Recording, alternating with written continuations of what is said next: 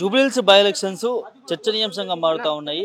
ఒకవైపు 3 పార్టీలు పోటీ చేస్తా ఉంటే ఇంకోవైపు నిరుద్యోగుల నుంచి భారీ ఎత్తున నామినేషన్లు రావడం జరిగింది. దానికి సంబంధించి ఒక ఇండిపెండెంట్ అభ్యర్థి నిరుద్యోగి కాశీనాథ్కి సంబంధించి వాళ్ళకి ఇవాళ ఒక ప్రత్యేకమైన ప్రోగ్రాం చేస్తా ఉన్నారు. జూబ్లీహిల్స్ నియోజకవర్గ పరిధిలోని భిక్షాటన చేస్తా ఉన్నారు.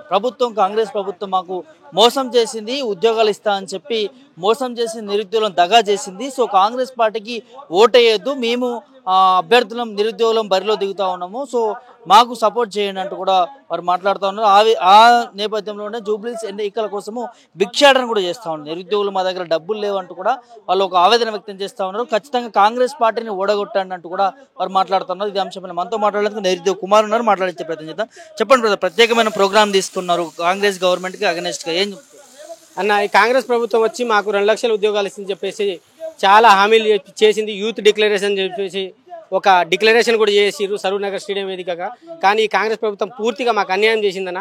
ఇలా ఆర్థికంగా మేము చాలా వెనుకబడున్నాం. మాకు ఆర్థికంగా ₹1 కూడా లేకుండా ఇలా మేము భిక్షాటన చేసుకుంటా మేము మీ ఓటును కూడా మాకు భిక్ష వేయండి అని చెప్పేసి ఈ జూబ్లీహిల్స్ ప్రజలకు మేము కోరుతా ఉన్నామన్న. మా సీరియల్ నెంబర్ 37 వచ్చేసి హార్మోనియం గుర్తు, ఉస్మానియా యూనివర్సిటీ బిడ్డ అయిన కాశీనాథ్ని గెలిపించాలని చెప్పేసి నిరుద్యోగుల తరపున ఇవాళ మేము ప్రభుత్వానికి యావత్ జూబ్లీహిల్స్ ప్రజలకు కోరుతా ఉన్నాం. కాబట్టి ఎట్టి పరిస్థితుల్లో కాంగ్రెస్ ప్రభుత్వం హటావో, నిరుద్యోగ బచావో, చలో హలో విద్యార్థి, చలో జూబ్లీహిల్స్ అన్న కార్యక్రమంతో ఇక్కడ రావడం జరిగిందనేసి మేము వేడుకుంటా ఉన్నాము. భిక్షాటన అంటే దేనికోసం చేస్తున్నారు? ప్రభుత్వానికి అంటే చేసిన మోసాలని ప్రజలకు అవునన్న, ప్రభుత్వం చేసిన మోసాలు ప్రతిదీ మేము ప్రభుత్వానికి చేసిన మోసాలు అన్ని జూబ్లీహిల్స్ ప్రజలకు తెలియజేస్తాం. అదేవిధంగా మాకు ఇలా ₹1 కూడా లేని పరిస్థితి, మేము ₹5 భోజనం చేసి బతుకుతా ఉన్నాం, చదువుతా ఉన్నాం. ఇవాళ నోటిఫికేషన్ వస్తుందా, రేపు నోటిఫికేషన్ అని ఎదురు చూస్తూ ఉన్నాం, కానీ నోటిఫికేషన్ రాని పరిస్థితి. ఇవాళ డిఎస్సిలో పోస్టులు కూడా అమ్ముకున్నారు, జీపీఓ పోస్టులు అమ్ముకున్నారు, గ్రూప్ 1 పోస్టులు అమ్ముకున్నారు. ఈ విధంగా అన్ని ఉద్యోగాలను అమ్ముకుంటా ఉన్నది ఈ ప్రభుత్వం. మాకు ఉద్యోగాలు లేకుండా చేస్తూ ఉన్నది. కాబట్టి మా నిరసనను, మా నిరుద్యోగులకు సంబంధించి ఓటును భిక్షం అడుగుతున్నాను. అదేవిధంగా మీకు ఆర్థిక సాయంగా కూడా మేము భిక్షం అడుగుతా ఉన్న పరిస్థితి అలా ఈ రాష్ట్ర ప్రభుత్వం మమ్మల్ని కల్పించిందన్న. కాంగ్రెస్ ప్రభుత్వం నిరుద్యోగ ప్రభుత్వము ఇప్పటికే 50,000 60,000 ఉద్యోగాలు ఇచ్చేసినామని చెప్తా ఉన్నారు. కావలసుకొనే కొంతమంది రాజకీయ నాయకులు నిరుద్యోగులతోని నామినేషన్ వేయించారు, కాంగ్రెస్ ప్రభుత్వానికి అగనెస్ట్గా అంటున్నారు. ఇదంతా ఒట్టి మాటలన్నా. మాతో వాళ్ళు వేపిస్తే ఏమొస్తుంది? మేము నిలబడడం, మేము గెలుస్తామని చెప్తున్నాం కదా. ఇట్లా వీళ్ళు రాజకీయ నాయకుల మీద రంగులు అలుముతున్నారనే ఉద్దేశంతోనే కదా మేము నిలబడి మేము గెలిపించండి, మాకు అసెంబ్లీ సాక్షిగా మమ్మల్ని కూర్చోబెడితే ఇలా అన్ని సమస్యల మీద మాట్లాడే దమ్ము మా అభ్యర్థికి ఉంది. ఎందుకంటే ఒక ఉస్మానియా యూనివర్సిటీలో చదువుకుంటున్న అభ్యర్థి, పీజీ క్యాండిడేట్, పోస్ట్ గ్రాడ్యుయేట్ చదువుతున్న అభ్యర్థి, ఉస్మానియా యూనివర్సిటీలో చదువుతున్న వ్యక్తి మేధావి. అలాంటి వాళ్ళకి గెలిపిస్తే ఇలా జూబ్లీహిల్స్లో న్యాయం జరుగుతుంది అని చెప్పేసి యావత్ తెలంగాణలో నిరుద్యోగుల సమస్యలపైన మాట్లాడుతున్న ఉద్దేశంతో ఇలా ఒక మేధావి అయిన కాశీనాథ్ని నిలబెట్టి ఆయన గెలుపు కోసం పనిచేస్తాం, కాంగ్రెస్ ఓటమి కోసం పనిచేస్తూ ఉంటాం. కాంగ్రెస్ ఓడించడం సాధ్యమవుతుంది, నిరుద్యోగులు బరాబర్ సాధిస్తామన్న, సాధ్యమవుతుంది. ఎందుకు సాధ్యం కాదన్న? ఎందుకు సాధ్యమైంది? ఇలా అంత పెద్ద రాష్ట్రంలోనే కాంగ్రెస్ ప్రభుత్వాన్ని ఓడగొట్టినప్పుడు ఇక్కడ మాకెందుకు సాధ్యం కాదు? బరాబర్ ఈ ప్రభుత్వాన్ని ఓడగొడతాం మేము, దాంట్లో ఎటువంటి అభ్యంతరాలు లేవు. మెజారిటీతో గెలిచే కాంగ్రెస్ వాళ్ళే అంటున్నారు కదా, మరి వాళ్ళు ఎంత అనుకున్నా కూడా మాకు మేమే గెలుస్తాం, మేమే చేస్తాం, బరాబర్ మేమే గెలుస్తాం. కాంగ్రెస్ ప్రభుత్వం అట్లా ఉత్త మాటలు మాట్లాడుతూ ఉన్నలే కానీ అది ప్రభుత్వం అనేది గెలవదు. ఈ విధంగా మేము ప్రచారం చేస్తున్నాం, ఇంటింటికి ప్రచారం చేస్తాం. ఏమంటారు జనాలు, ఏమంటారు భిక్షాటన చేస్తుంటే వాళ్ళకి ఏం చెప్తున్నారు మీరు? వాళ్ళే మాకు మీ ఓటు భిక్షాటన చేయండి, అదేవిధంగా ఆర్థికంగా ఎంత చిల్లర ఉంటే అంత చిల్లర భిక్షాటన చేస్తా ఉన్నాం, వాళ్ళకి సహాయం చేస్తామంటున్నారు, మాకు ఓట్లు కూడా వేస్తామని చెప్తా ఉన్నారు. మాకు ఉద్యోగాలు లేకనే ఈ రోజు భిక్షాటనకి వచ్చాం సార్. జూబ్లీహిల్స్ లో వేదికగా మేము భిక్షాటన చేస్తే అయినా కూడా మాకు ఈ రోజు జూబ్లీహిల్స్ ప్రజలు కర్ణించి అయినా కూడా గెలిపిస్తారనే ఆశతో ఈ రోజు ఇక్కడికి వచ్చాము. ఎట్లా రెస్పాన్స్ వస్తుంది? ఇది ప్రజెంట్ ప్రజలు బాగానే రెస్పాండ్ అవుతున్నారు సార్. మేము గెలిచే ధోరణిలోనే ఈ రోజు ప్రచారం చేస్తున్నాం భిక్షాటన. జనాలు ఈరోజు ఎవరు సరైన అభ్యర్థినో ఎన్నుకునే అవకాశం వాళ్ళ చేతిలో ఉంది. జూబ్లీహిల్స్ వేడుకగా మీరు సరైన అభ్యర్థిని ఎన్నుకోండి, మీ పిల్లల భవిష్యత్తు మీ చేతుల్లోనే ఉంటుంది. సో మేము కూడా ఈరోజు ఒక నిరుద్యోగి కానీ ఇక్కడికి వచ్చాము. మా ఆశలు ఉంటాయి, మీ పిల్లల ఆశలు ఉంటాయి, ఆ ధోరణిలో ఎన్నుకోవాల్సిందిగా కోరుకుంటున్నాను. కాంగ్రెస్ ప్రభుత్వాన్ని మీరు ఓటు వేయొద్దు కాంగ్రెస్ పార్టీకి అని అనడానికి మీకు అర్హత ఉందా అని క్వశ్చన్ ఉంది సార్. ఎందుకంటే మేమే గెలిపించుకున్నాం కాబట్టి, మేమే ఈ రోజు వాళ్ళు ఏం చేయట్లేదనే అంశంతోనే మేము ఓటు వేయొద్దు, మా జీవితాలు నాశనం అయిపోతున్నాం అనే అంశంతోనే మేము ఓటు వేయొద్దని వేడుకుంటున్నాం ఈ రోజు. సాధ్యమే సార్, ఖచ్చితంగా సాధ్యమే. సాధ్యమవుతుంది. ఉద్యోగాలు ఇష్టమంటున్నారు మీరేమో ఇయ్యలేదని. ఈ ప్రభుత్వం ఇచ్చిన ఉద్యోగం ఏం లేదు సార్. కేవలం నిరుద్యోగుల పోరాటాలు, అంతో కొంత ఉద్యోగం వచ్చిందంటే కేవలం నిరుద్యోగుల పోరాటాల వల్లే వచ్చింది ఆ ఉద్యోగాలు. జూబ్లీస్ ప్రజలకు నేను తెలియజేయడం ఏమంటే, అమ్మా మేము ఈరోజు నమ్మి మోసపోయినాము, మోసపోయి ఈరోజు ఘోషపడుతున్నాం, మేము ఘోషపడాల్సి వస్తుంది. కాబట్టి మీరు కొంచెం ఆలోచించి నిర్ణయం తీసుకోవాల్సిన బాధ్యత మీ పైన ఎంతో ఉంది. ఈరోజు యావత్ భారతదేశం ఈ జూబ్లీహిల్స్ వైపు చూస్తూ ఉన్నది. మీరు తీసుకునే నిర్ణయము తెలంగాణ భవిష్యత్తును మారుస్తుంది. కాబట్టి మీరు ఇచ్చే తీర్పు ఈ ప్రభుత్వానికి చెంపబెట్టుగా కావాలి, కానీ మీరు మాకు కొంచెం సపోర్టుగా ఇస్తారని మేము జూబ్లీహిల్స్కి రావడం జరిగింది.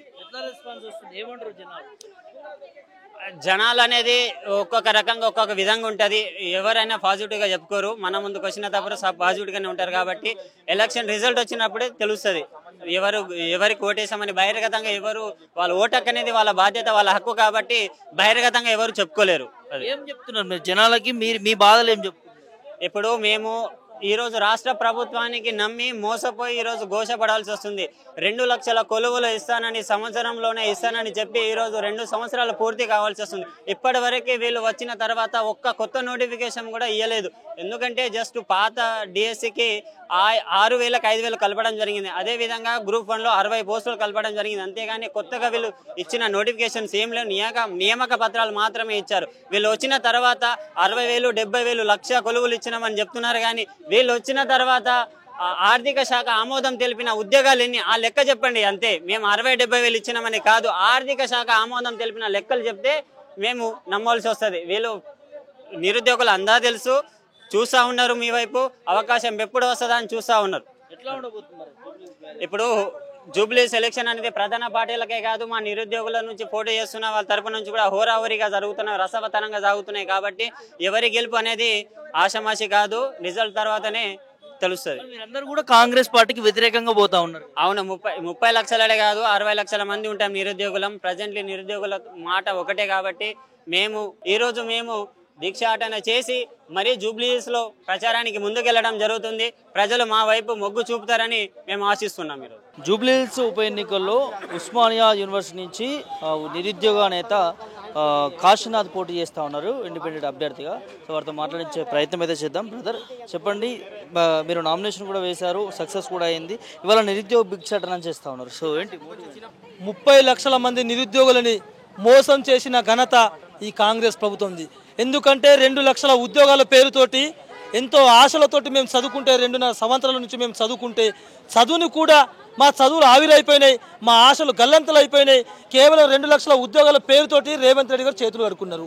ఎక్కడ కూడా కనీసం 5,000 ఉద్యోగాలు కూడా ఇవ్వకుండా కేవలం 2 లక్షల ఉద్యోగాలు ఇప్పటివరకు ఎంత ఇచ్చిందో రేవంత్ రెడ్డి గారికి క్లారిటీ లేదు. ఎందుకంటే ఈ రేవంత్ రెడ్డి గారే నిరుద్యోగ భృతి అని చెప్పిండ్రు, ఈ రేవంత్ రెడ్డి గారే రాజు వికాసం అని చెప్పిండ్రు. కేవలం మాటలకు మాత్రమే పరిమితం చేసి నిరుద్యోగులకు, విద్యార్థులకు, ఉస్మానియా విద్యార్థులము మమ్మల్ని ఇవాళ భిక్షం ఎత్తుకుంటున్నామంటే ఈ రాష్ట్ర ప్రభుత్వం వైఫల్యం చెందింది.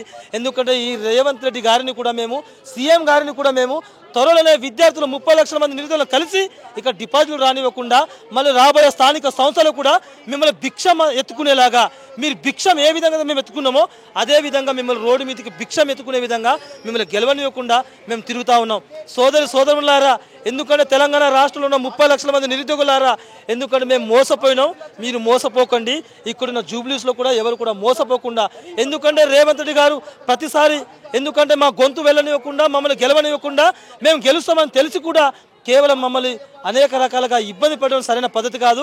ఎందుకంటే మేము ఎక్కడ కూడా మేము ఈ భారత రాజ్యాంగానికి లోబడే పోలీసు వాళ్ళకు కూడా చెప్పితే ఇచ్చేస్తున్నాం. కాబట్టి మమ్మల్ని అరెస్ట్ చేసినా, ఏం చేసినా, పోలీసులు మమ్మల్ని ఏం చేసినా వాళ్ళు సహకరిస్తాం.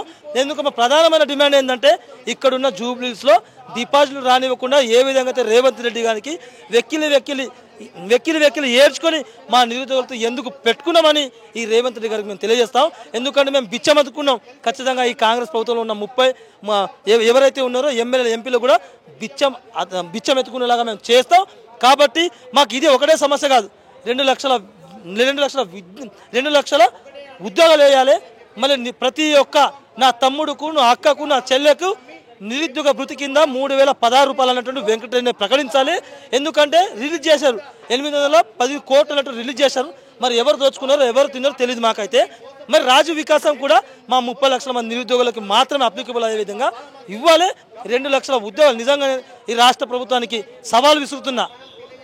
ఇప్పటి వరకు 2.5 సంవత్సరంలో మీరు ఇచ్చిన ఉద్యోగాలు ఎన్ని, మీరు ఎన్ని జిల్లాల ప్రకారంగా మీ ఉద్యోగాలు వేశారు, మరి ఎంతమందికి నిరుద్యోగ భృతి ఇచ్చారు, మరి ఎంతమందికి నిరుద్యోగులు కావచ్చు, విద్యార్థులు కావచ్చు, రైతులకు కావచ్చు రుణమాఫీ ఎంత చేశారు, మరి ఎంతమందికి ఇంద్రమ ఇల్లులు ఇచ్చారు, మరి ఎంతమందికి 30 డిమాండ్లతోటి మేము ఎంత ఉన్నాం.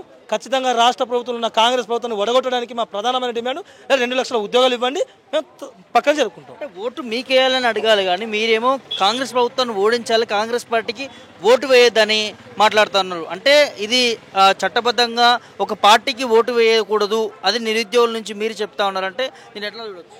ఎందుకంటే కాంగ్రెస్ ప్రభుత్వానికి ఓటు వేయద్దని చెప్తున్నాను.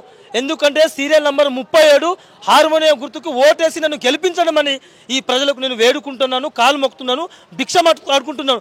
ఏ విధంగా అయితే రాష్ట్ర ప్రభుత్వంలో ఉన్న మంత్రులు కావచ్చు, ఎమ్మెల్సీలు కావచ్చు ఏ విధంగా అయితే గడపలకి వెళ్ళి అడుకుంటున్నారో అదేవిధంగా ఓటు భిక్షాటన మేము చేస్తున్నాం. ఎందుకంటే చెప్తా ఉన్నారు అక్కడ ప్రజలు కూడా చెప్తా ఉన్నాం, మా కనీసం మా కంట్లో ప్రాణం ఉన్నంత వరకు మేము కాంగ్రెస్ ప్రభుత్వానికి ఓటేవాం. ఎందుకంటే ఇప్పటికి మేము మోసపోయినాం. ఖచ్చితంగా మా నిరుద్యోగులకు ఓటేసి గెలిపిస్తామన్నటువంటి అక్కడ ఉన్న ప్రజలు స్థానికంగా చెప్తా ఉన్నారు. కాబట్టి మమ్మల్ని గెలిపించమని, మమ్మల్ని ఓటేసి మమ్మల్ని గెలిపించాల్సిందిగా ఇక్కడ ఉన్న జూబ్లీస్ ప్రజలకు మేము వేడుకుంటున్నాం. అన్న బ్రదర్, నిరుద్యోగులు భిక్షాటన చేస్తూ ఉన్నారు, సో ఏంటి మీ పరిస్థితి? మా పరిస్థితి ఒకటే అండి.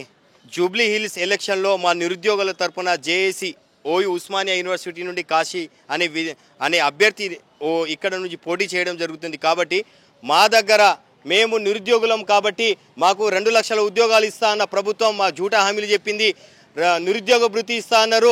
6 గ్యారంటీలలో ఇప్పటి వరకు ఒక్క గ్యారంటీ కూడా పర్ఫెక్ట్గా కాలేనందువలన మేము భిక్షాలాట చేసి ఈరోజు మేము ఇక్కడ అసెంబ్లీలో ఓరీలో దిగి మేము ముఖ్యంగా యువకులకు ఇక్కడ ఉన్న ప్రజలకు మేము తెలియజేస్తున్నాము, ఇక్కడ మేము భిక్షం ఎత్తుకుంటున్నాము నిరుద్యోగులము. ఆ విధంగా మీరు కూడా రాను కాంగ్రెస్ ప్రభుత్వం తెచ్చుకుంటే పరిస్థితి ఈ విధంగానే మీకు వస్తుంది. కాబట్టి మీరు ప్రత్యేకంగా చూసుకొని కాంగ్రెస్ ప్రభుత్వాన్ని ఓడిపించే విధంగా చూడాలని నేను ఈరోజు ఇక్కడ భిక్షాటన తీసుకోవడం జరిగింది. 2 లక్షల ఉద్యోగాలు భర్తీ వెంటనే చేయాలని ప్రభుత్వానికి నేను డిమాండ్ చేస్తున్నాను. నిరుద్యోగ భృతి నిరుద్యోగులకు ఇచ్చే విధంగా ప్రభుత్వం చూడాలని నేను ఈరోజు వేదికంగా కూడా నేను ఈరోజు మీడియా పరంగా కూడా తెలియజేస్తున్నాను. ముఖ్యంగా చెప్పాలంటే కాంగ్రెస్ ప్రభుత్వం వచ్చినప్పటి నుంచి నిరుద్యోగులకు ఒక 5,000 పోస్టు, అది కూడా ఏ విధంగా పోయినా ఆ పోస్టులు కూడా అర్థం కావలేదు. ప్రతి డిపార్ట్మెంట్లో చూస్తే అవినీతి అక్రమాల అడ్డగా మారిపోయింది ఈ ప్రభుత్వం వచ్చినప్పుడు. వాస్తవంగా చెప్పాలంటే ఒక పోస్టు కూడా భర్తీ చేయకుండా ప్రభుత్వం చూస్తుంది. కాబట్టి వెంటనే మేము డిమాండ్ చేస్తున్నాం, నిరుద్యోగుల తరఫున 2 లక్షల ఉద్యోగాలు భర్తీ చేశారని మేము డిమాండ్ చేస్తున్నాం. ఇక్కడ చేశారటగా 50,000 60,000 ఉద్యోగాలు అప్పుడే కాంగ్రెస్ ప్రభుత్వం ఇచ్చేసింది. ఆ జూటా హామీలు వద్దండి. ఆ జూటా హామీల వల్లనే కదా ఈరోజు మేము ఇక్కడ అసెంబ్లీలో ఓరిలో దిగడం జరిగింది.